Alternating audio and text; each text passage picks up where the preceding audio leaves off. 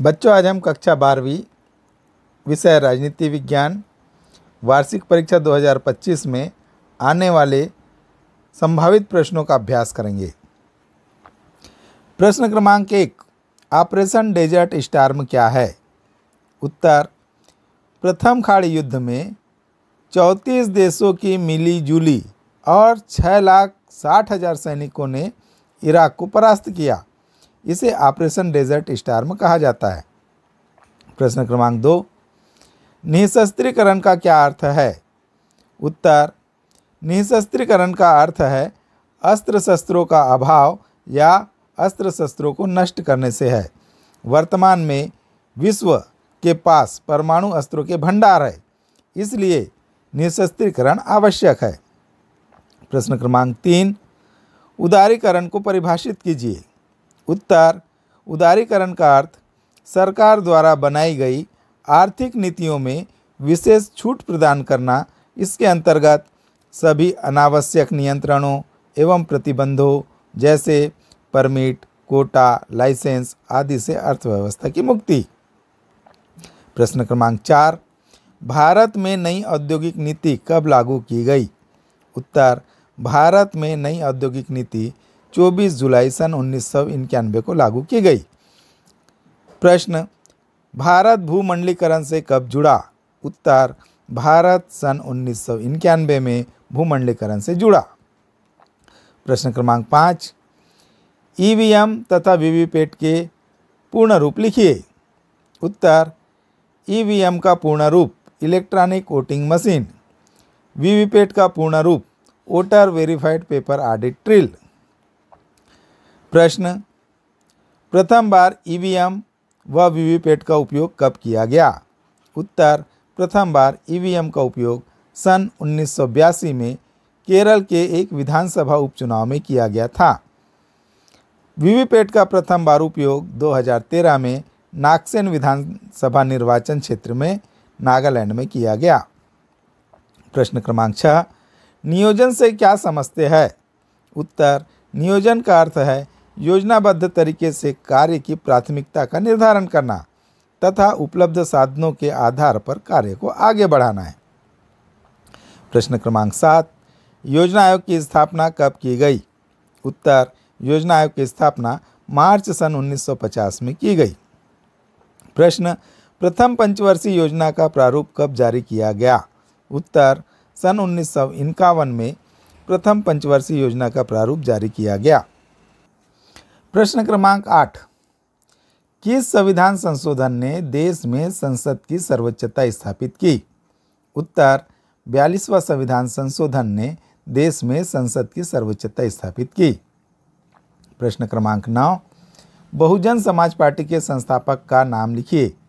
उत्तर, Bahujan Samaj party के संस्थापक का नाम स्वर्गीय काशीराम है। प्रश्न क्रमांक 10, मंडल आयोग की स्थापना कब की गई? उत्तर, मंडल आयोग की स्थापना 1978 में जनता पार्टी की सरकार ने बीपी मंडल की अध्यक्षता में की। प्रश्न क्रमांक 11, कैसे कह सकते हैं कि सांस्कृतिक दृष्टि से विश्व में अमेरिकी वर्चस्व स्थापित है? उत्तर, अमेरिकी वर्चस्व के कारण। पहला, विश्व के अधिकांश लोगों और समाजों के बर्ताव व्यवहार 20वीं शताब्दी के अमेरिका के प्रचलित बर्ताव व्यवहार के प्रतिबिंब है। दूसरा, अमेरिकी संस्कृति का एक पहलू यह भी है कि कोई भी काम अनिच्छा से नहीं, रजामंदी से मनवाई जाती है। प्रश्न क्रमांक 12, सुरक्षा की पारंपरिक धारणा में विश्वास बहाली का क्या महत्व है? उत्तर, सुरक्षा की परंपरागत धारणा में विश्वास बहाली का महत्व, पहला, विश्वास बहाली के उपायों से देशों के बीच हिंसाचार कम किया जा सकता है। वस्तुतः इस प्रक्रिया में सैन्य टकराव और प्रतिद्वंदी वाले देश सूचनाओं तथा विचारों के नियमित आदान प्रदान करने का फैसला करते हैं। दूसरा, एक देश दूसरे देश को अपने सैन्य बल के विषय में जानकारी देते हैं। यह भी बता सकते हैं कि सैन्य बल को कहाँ तैनात किया जा रहा है। ऐसी सूचनाओं से प्रतिद्वंदी देश गलतफहमी का शिकार नहीं होते। प्रश्न क्रमांक 13, वैश्वीकरण क्या है? उत्तर, वैश्वीकरण से अभिप्राय है कि किसी वस्तु, सेवा, पूंजी एवं बौद्धिक संपदा का एक देश से दूसरे देशों के साथ निर्बाध रूप से आदान प्रदान। प्रश्न क्रमांक 14, जनता के विभिन्न वर्गों के लिए विकास का अर्थ अलग अलग क्यों होता है? उत्तर, विभिन्न वर्गों के लिए विकास का अलग अलग अर्थ होता है। उदाहरण के लिए, जब ओडिशा की सरकार ने आदिवासी क्षेत्र में उद्योग लगाकर विकास करना चाहा, तो इससे आदिवासियों को यह डर सताने लगा कि उद्योग लग गए तो उन्हें विस्थापित होना पड़ सकता है। प्रश्न क्रमांक 15, आपातकाल किन परिस्थितियों में लगाया जाता है? उत्तर, आमतौर पर आपातकाल युद्ध और आक्रमण अथवा प्राकृतिक आपदा, आर्थिक संकट या संवैधानिक विफलता आदि की स्थिति में लगाया जाता है। 1975 में भारत में आंतरिक गड़बड़ियों की आशंका के मद्देनजर आपातकाल की घोषणा की गई थी।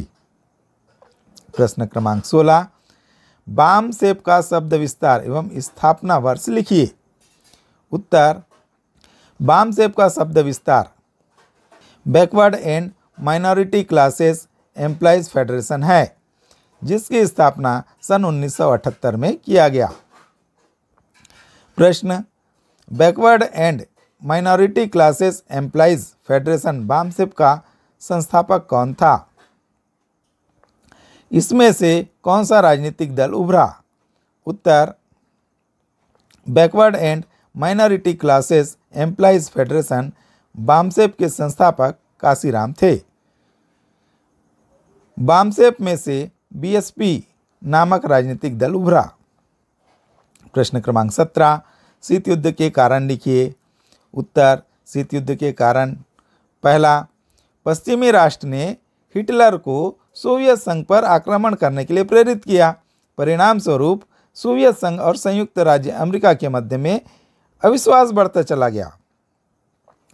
शीत युद्ध का दूसरा कारण, द्वितीय मोर्चे का प्रश्न। तीसरा, द्वितीय विश्व युद्ध के पश्चात अमेरिका व रूस के मध्य मतभेद। चौथा, माल्टा समझौते का उल्लंघन। पांचवा, शक्ति संघर्ष। छठवां, मार्शल प्लान। प्रश्न, शीत युद्ध के प्रभाव को लिखिए। उत्तर, शीत युद्ध के प्रभाव इस प्रकार है। पहला, द्विध्रुवीय विश्व राजनीति। दूसरा, आणविक युद्ध को बढ़ावा। तीसरा, सैनिक संधियों एवं गठबंधनों का बाहुल्य। चौथा, संयुक्त राष्ट्र संघ का कमजोर होना। पांचवा, गुटनिरपेक्षता का जन्म। छठवां, मानवीय कल्याण की उपेक्षा। सातवां, नव उपनिवेशवाद का जन्म। प्रश्न क्रमांक 18, सोवियत प्रणाली की विशेषताएं लिखिए। उत्तर, सोवियत प्रणाली की विशेषताएं इस प्रकार है। पहला, सोवियत संघ की राजनीतिक प्रणाली समाजवादी व्यवस्था पर आधारित थी। दूसरा, सोवियत प्रणाली आदर्शों एवं समतावादी समाज पर बल देती है। तीसरा, सोवियत प्रणाली पूंजीवादी एवं मुक्त व्यापार के विरुद्ध थी। चौथा, सोवियत प्रणाली में कम्युनिस्ट पार्टी को अधिक महत्व दिया जाता था। पांचवा, सोवियत राजनीतिक प्रणाली की धुरी कम्युनिस्ट पार्टी थी। इस दल का सभी राजनीतिक संस्थाओं पर गहरा नियंत्रण था। पांचवा, सोवियत आर्थिक प्रणाली योजनाबद्ध एवं राज्य के नियंत्रण में थी। छठवां, सोवियत संघ में संपत्ति पर राज्य का स्वामित्व एवं नियंत्रण था। आठवां, सोवियत संघ का संचार प्रणाली बहुत उन्नत अवस्था में थी। प्रश्न क्रमांक 19, निर्वाचन आयोग के कार्य एवं शक्तियां लिखिए। उत्तर, संविधान ने चुनाव आयोग को समस्त भारत में चुनाव संचालित करने से संबंधित समस्त कार्य एवं शक्तियां तथा दायित्व सौंपे हैं, जिनका उल्लेख हम निम्नलिखित शीर्षकों के आधार पर कर सकते हैं। पहला, चुनाव क्षेत्रों का परिसीमन। दूसरा, मतदाता सूचियों को तैयार करना। तीसरा, विभिन्न राजनीतिक दलों को मान्यता देना। चौथा, मतदाताओं हेतु परिचय पत्र की व्यवस्था करना। पांचवा, राजनीतिक दलों व स्वतंत्र उम्मीदवारों को चुनाव चिन्ह देना। छठवां, राजनीतिक दलों के लिए आचार संहिता तैयार करना। सातवां, चुनाव करवाना। आठवां, चुनाव प्रचार की सुविधा दिलाना। नौवां, चुनाव की तिथियां व कार्यक्रम निश्चित करना। 10वां निर्वाचन कर्मचारियों पर नियंत्रण। 11वां मतदान केंद्रों की स्थापना। 12वां आरक्षित निर्वाचन क्षेत्रों का निर्धारण। 13वां चुनाव व्यय का लेखा प्राप्त करना व जांच करना। प्रश्न क्रमांक 20, आंध्र प्रदेश में चले शराब विरोधी आंदोलन ने देश का ध्यान कुछ गंभीर मुद्दों की तरफ खींचा। ये मुद्दे क्या थे? उत्तर, आंध्र प्रदेश में चले शराब विरोधी आंदोलन ने देश का ध्यान कुछ गंभीर मुद्दों की ओर खींचा। ये मुद्दे इस प्रकार है। पहला, शराब पीने से पुरुषों का शारीरिक और मानसिक रूप से स्वास्थ्य खराब हो जाता है, कमजोर हो जाता है। दूसरा, ग्रामीण अर्थव्यवस्था का प्रभावित होना। तीसरा, शराबखोरी के कारण ग्रामीणों पर कर्ज का बोझ बढ़ना। चौथा, पुरुषों द्वारा अपने काम में गैरहाजिर रहना। पांचवा, शराब माफियों के सक्रिय होने तथा गांव में अपराधों का बढ़ना। छठवां, शराबखोरी से परिवार की महिलाओं से मारपीट तथा तनाव होना। प्रश्न, जन आंदोलन की प्रकृति लिखिए। उत्तर, जन आंदोलन की प्रकृति इस प्रकार है। पहला, जनमत। दूसरा, जन आकांक्षा। तीसरा, जनता तथा सरकार के मध्य सेतु। चौथा, नए मुद्दों का समाधान। पांचवा, जन आंदोलन कभी सामाजिक तो कभी राजनीतिक आंदोलन का रूप ले सकते हैं और अक्सर ये आंदोलन दोनों ही रूपों के मेल से बने नजर आते हैं। छठवां, अनेक आंदोलन 19वीं और 20वीं शताब्दी में सर्वहारा वर्गों के हितों के लिए चलाए गए हैं, जैसे किसान सभा आंदोलन और मजदूर संगठनों के आंदोलन। ये आंदोलन 20वीं सदी के शुरुआती दशकों में अस्तित्व में आए। प्रश्न क्रमांक 21, क्षेत्रीयतावाद क्या है या क्षेत्रवाद क्या है? उत्तर, क्षेत्रवाद या क्षेत्रीयतावाद वह भावना है जिसके द्वारा राष्ट्रीय हितों की उपेक्षा करके क्षेत्रीय हितों को पूरा करने का प्रयास किया जाता है। अतः क्षेत्रवाद या क्षेत्रीयता एक विघटनकारी एवं पृथकतावादी भावना है जो राष्ट्रीय विकास के मार्ग को अवरुद्ध करती है और राष्ट्रीय एकता एवं अखंडता के लिए घातक सिद्ध होती है। इस भावना को प्रादेशिकता या प्रांतवाद के नाम से भी जाना जाता है। प्रश्न, क्षेत्रीयतावाद के मौलिक तत्व लिखिए। उत्तर, क्षेत्रीयतावाद के मौलिक तत्व इस प्रकार है। पहला, यह एक दृष्टिकोण व उसकी राजनीतिक अभिव्यक्ति दोनों है। दूसरा, यह दृष्टिकोण क्षेत्रीय पहचान पर आधारित है। तीसरा, यह क्षेत्रीय पहचान राष्ट्रीय पहचान से भिन्न होती है। चौथा, क्षेत्रीयवाद में राष्ट्रीय हितों की तुलना में क्षेत्रीय हितों को प्राथमिकता दी जाती है। प्रश्न क्रमांक 22, यूरोपीय यूनियन के उद्देश्य लिखिए। उत्तर, यूरोपीय यूनियन के उद्देश्य इस प्रकार है। पहला, यूरोपीय राष्ट्रों में सामाजिक और आर्थिक निकटता को बढ़ाना। दूसरा, एक समान विदेशी और सुरक्षा नीति प्रारंभ करना। तीसरा, यूनियन की एक समान नागरिकता की शुरुआत करना। चौथा, आर्थिक और मौद्रिक संघ का निर्माण करना। पांचवा, न्यायिक और आंतरिक नीतियों में सदस्य राष्ट्रों के मध्य सामंजस्य विकसित करना। प्रश्न, आसियान के उद्देश्य लिखिए। उत्तर, आसियान के उद्देश्य इस प्रकार है। पहला, आसियान क्षेत्र में आर्थिक, सांस्कृतिक तथा सामाजिक विकास को बढ़ावा देना। दूसरा, क्षेत्रीय शांति तथा सुरक्षा स्थापित करना। तीसरा, विभिन्न देशों में साझे हितों के मामले में परस्पर सहायता तथा सहयोग कायम करना। चौथा, अपने लोगों को प्रशिक्षण तथा शोध जैसी सुविधाएं देने में परस्पर सहयोग तथा सहायता करना। पांचवा, दक्षिण पूर्व एशियाई अध्ययन को प्रोत्साहित देना। छठवां, कृषि, व्यापार तथा उद्योग के विकास में सहयोग देना।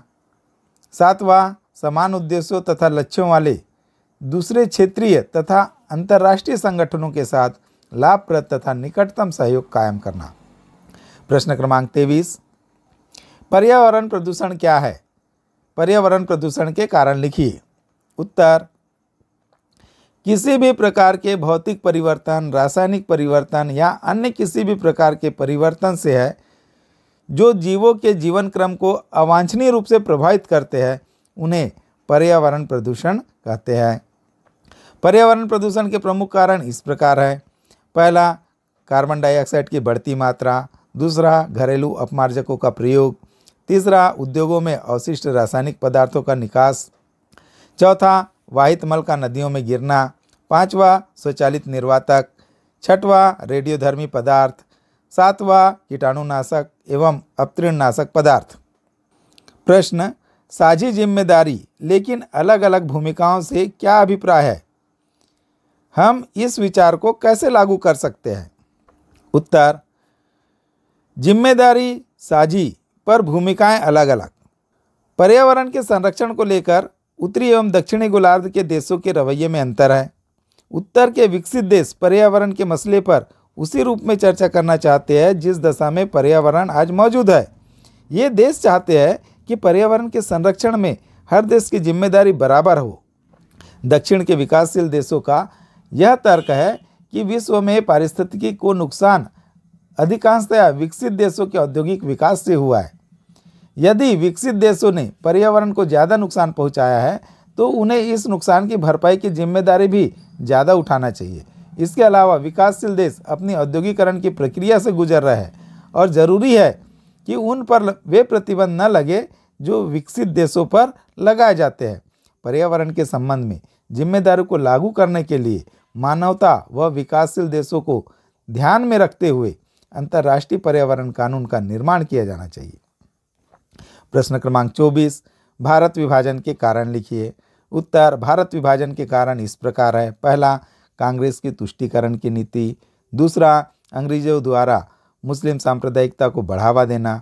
तीसरा, मुस्लिमों की भावनाएं। चौथा, अंतरिम सरकार में मुस्लिम लीग के सदस्यों को शामिल करना।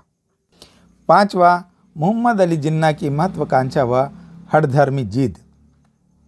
छठवां, भारत में रह रहे मुसलमानों के असुरक्षा की भावना। सातवां, मुसलमानों का सामाजिक, शैक्षिक व आर्थिक पिछड़ापन। आठवां, अंग्रेजों की फूट डालो और राज करो की नीति। नौवां, हिंदू संगठनों की कट्टरवादिता। 10वां, सांप्रदायिक झगड़े। 11वां, मोहम्मद अली जिन्ना का दो राष्ट्रवाद का सिद्धांत। 13वां, मुसलमान का धार्मिक कट्टरवाद। ऐतिहासिक कारण। प्रश्न, भारत विभाजन के परिणाम लिखिए। उत्तर, भारत विभाजन के परिणाम इस प्रकार हैं। पहला, भारत विभाजन के परिणाम स्वरूप ही शरणार्थियों की समस्या पैदा हुई थी। दूसरा, भारत विभाजन की प्रक्रिया की दूसरी समस्या कश्मीर की समस्या है। भारत विभाजन के परिणाम स्वरूप ही कश्मीर की समस्या पैदा हुई। तीसरा, भारत के विभाजन के परिणाम स्वरूप जो एक अन्य समस्या पैदा हुई थी वह थी देशी रियासतों का स्वतंत्र भारत में विलय करना। चौथा, भारत के विभाजन के कारण राज्यों के पुनर्गठन की समस्या भी पैदा हुई। पांचवा, भारत विभाजन के कारण जगह जगह पर सांप्रदायिक दंगे हुए। छठवां, भारत विभाजन के कारण लोग अपना घर बार छोड़ने को मजबूर हो गए जिसे शरणार्थी कहा गया। प्रश्न क्रमांक 25, कांग्रेस प्रणाली, चुनौतियां और पुनर्स्थापना पाठ में छपे हुए कार्टून के आधार पर निम्नलिखित प्रश्नों के उत्तर दीजिए। इस चित्र को देखिए और प्रश्नों के उत्तर दीजिए। इस चित्र के द्वारा पहला, यह किस घटनाक्रम चुनाव को दर्शाता है? उत्तर, राष्ट्रपति चुनाव। दूसरा, यह चित्र में जो महिला खड़ी है वो कौन है? उत्तर, इस चित्र में ये जो महिला खड़ी है वो श्रीमती इंदिरा गांधी है। तीसरा, वह प्रसन्न चित्र कार्टून क्यों नजर आ रही है? उत्तर, क्योंकि उन्होंने विजयी व्यक्ति का छुपे तौर पर समर्थन करते हुए जनता से खुलेआम अंतरात्मा की आवाज पर वोट डालने के लिए कहा था और वीवी गिरी चुनाव जीत गए। चौथा, विजयी मुक्केदार के रूप में दिखाया गया व्यक्ति कौन है? विजयी मुक्केदार के रूप में दिखाया गया यह व्यक्ति वीवी गिरी है। पांचवा, यह कार्टून किस प्रसिद्ध कार्टूनिस्ट ने बनाया है? उत्तर, यह चित्र आर.के. लक्ष्मण ने बनाया है। प्रश्न, यह कार्टून किस प्रख्यात समाचार पत्र में प्रकाशित हुआ था? उत्तर, यह चित्र टाइम्स ऑफ इंडिया में प्रकाशित हुआ था। प्रश्न, प्रसिद्ध कार्टूनिस्ट के नाम लिखिए। उत्तर, इस प्रसिद्ध कार्टूनिस्ट का नाम आर.के. लक्ष्मण है। प्रश्न, इस ट्रॉफी को लेकर खड़ी महिला कौन है? उत्तर, इस ट्रॉफी को लेकर खड़ी महिला श्रीमती इंदिरा गांधी है। चौथा, ट्रॉफी के अंदर कौन कौन सी चुनौतियां और समस्याएं छुपी हुई है? उत्तर, इस ट्रॉफी के अंदर छुपी हुई चुनौतियां, पहला खाद्य संकट, दूसरा गरीबी, तीसरा बेरोजगारी, चौथा भूखमरी है। प्रश्न क्रमांक 26, भारत पाकिस्तान के बीच विवाद का मुद्दा क्या है? लिखिए। उत्तर, भारत और पाकिस्तान के बीच विवाद के मुख्य मुद्दे इस प्रकार है। पहला जूनागढ़ विवाद, दूसरा हैदराबाद विवाद, तीसरा नहर के पानी का विवाद, चौथा शरणार्थी के प्रश्न, पांचवा ऋण की अदायगी का प्रश्न, छठवां कश्मीर का विवाद, सातवां आतंकवादी गतिविधियों के समर्थन पर विवाद। प्रश्न, दक्षिण एशिया के देश भारत को एक बाहुबली समझते हैं जो इस क्षेत्र के छोटे से देशों पर अपना दबदबा जमाना चाहता है और उनके अंदरूनी मामलों में दखल देना चाहता है। इन देशों की ऐसी सोच के लिए कौन कौन सी बातें जिम्मेदार है? उत्तर, दक्षिण एशिया के देशों में भारत, बांग्लादेश, पाकिस्तान, नेपाल, भूटान, श्रीलंका और मालदीव शामिल है। मालदीव को छोड़कर शेष सभी देश भारतीय उपमहाद्वीप का भाग है। सभी देशों की सीमाएं भारत से मिली हुई है। भूगोल एवं जनसंख्या की दृष्टि से देखा जाए तो भारत के शक्तिशाली राष्ट्र के रूप में देखना स्वाभाविक है। इसलिए दक्षिण एशिया के देश भारत को शक्तिशाली या बाहुबली समझते हैं। ये सभी देश इतिहास, भूगोल, धर्म और संस्कृति के जरिए एक दूसरे से जुड़े हुए हैं। इन देशों की ऐसी सोच के लिए निम्नलिखित बातें जिम्मेदार है। पहला, भारत एक परमाणु संपन्न देश है। दूसरा, भारत की अर्थव्यवस्था तेजी से आगे बढ़ रही है। तीसरा, भारत की जनसंख्या आकार की दृष्टि से सभी देशों से आगे है। चौथा, भारत के पास प्राकृतिक संसाधन अन्य देशों से अधिक है। पांचवा, दक्षिण एशिया के सभी देशों की सीमाएं भारत से मिलती है। उनके काफ़ी हित भी भारत से मिलते हैं। छठवां, भारत को इन देशों से व्यापारिक सहयोग मिलता है और वीज़ा भी आसानी से लग जाती है। प्रश्न क्रमांक 27, विश्व शांति में भारत का योगदान लिखिए। उत्तर, विश्व शांति में भारत का योगदान इस प्रकार है। पहला, युद्धों के विरोध के द्वारा। दूसरा, सैनिक अनुबंधों एवं सैनिक गुटों के विरोध द्वारा। तीसरा, निःशस्त्रीकरण का समर्थन करके। चौथा, शीत युद्ध का विरोध करके। पांचवा, साम्राज्यवाद उपनिवेशवाद का विरोध करके। छठवां, संयुक्त राष्ट्र संघ और उसके अवयवों के कार्यों में सक्रिय योगदान देकर। सातवां, अपनी असंलग्नता की नीति के द्वारा। आठवां, राष्ट्रमंडल की सदस्यता और उनके कार्यों में सक्रिय रूप से योगदान देकर। नौवां, एफ्रो एशियाई राष्ट्रों के सम्मेलनों में सक्रिय रूप से योगदान देकर। 10वां, पराधीन राष्ट्रों के स्वतंत्रता आंदोलन में सक्रिय रूप से योगदान देकर। 11वां, प्रजातिवाद का विरोध करके। प्रश्न, हालांकि संयुक्त राष्ट्र संघ युद्ध और इससे उत्पन्न विपदा को रोकने में नाकामयाब रहा है, लेकिन विभिन्न देश अभी भी संयुक्त राष्ट्र संघ को बनाए रखना चाहते हैं।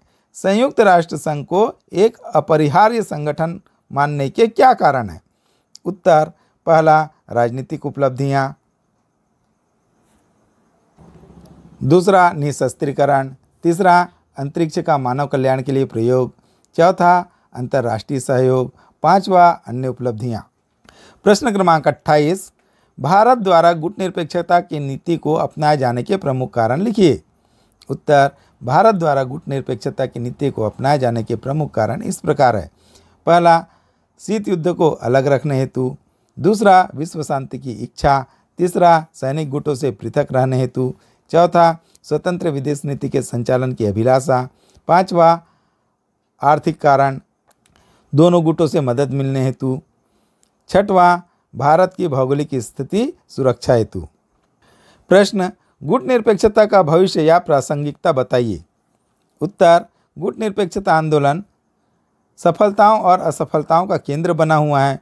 कुछ विद्वान इस आंदोलन को एक दिशाहीन आंदोलन कहते हैं, तो कुछ विद्वान इसकी प्रासंगिकता को पहले भी थी, आज भी है और आगे भी रहेगी, इस बात को कहते हैं।